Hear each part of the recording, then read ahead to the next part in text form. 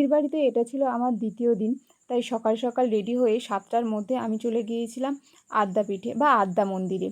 চলো তোমাদেরকে দেখাই মন্দিরটা একটু ঘুরে। তোমরা হয়তো অনেক মন্দিরে গিয়েছো, কিন্তু সেই মন্দিরের ভিতরে প্রবেশও করেছো, কিন্তু এই মন্দিরে তুমি প্রবেশও করতে পারবে না, এমনকি ছুঁয়ে দেখতে পারবে না। এই যে দুটো বাউন্ডারি করা দেওয়া আছে, ওটা হচ্ছে পুরুষদের আর এটা মহিলাদের। আর এখান থেকেই তোমার ঠাকুর দর্শন করতে হয়। আর মন্দিরের গেটের বাইরে তোমরা পূজার সব সামগ্রিক পাবে, সেখান থেকে কিনে নিয়ে এসে সাইডে গিয়ে ব্রাহ্মণদের হাতে দেবে, তারাই তোমার পূজা দিয়ে দেবে। আর তোমাকে ঠাকুর দর্শন করতে হলে, মাকে দর্শন করতে হলে এখানেই ডাইরেক্ট দূর থেকে দর্শন করতে হবে। আর এই মন্দিরটি রামকৃষ্ণদেবের পরম শিষ্য আদ্যাচরণ ভট্টাচার্য নির্মাণ করেছিল। ঠাকুর রামকৃষ্ণদেব অন্নদা ঠাকুরকে স্বপ্নাদেশ দিয়েছিলেন ইডেনের জলাশয় থেকে দেবীমাকে উদ্ধার করে এই মন্দির নির্মাণ করার জন্য।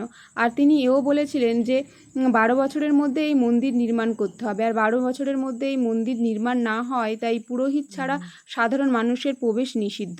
আর আদ্যা মন্দির থেকে বেরিয়ে সামনেই পড়বে এই বুড়ো শিব মন্দির, যেখানে মহাশিবরাত্রিতে অসম্ভব ভিড় হয়।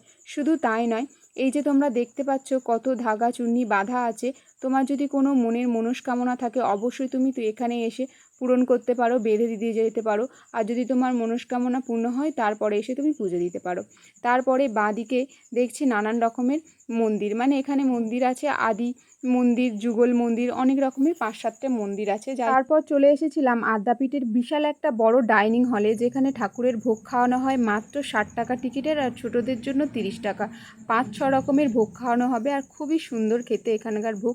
আর এই যে দেখালাম ওইটা হচ্ছে মেন গেট, তখন ঢোকানোর সময় দেখানো হয়নি।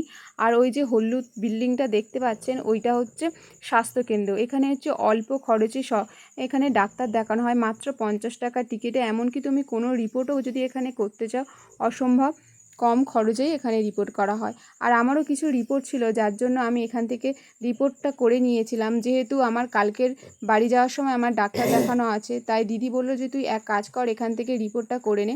তাই আমি রিপোর্টটা এখান দিয়েই করে নিলাম। একটা এক্সরে ছিল। যাই হোক, ভিডিওটা যদি ভালো লাগে অবশ্যই একটা লাইক করবেন। টাটা।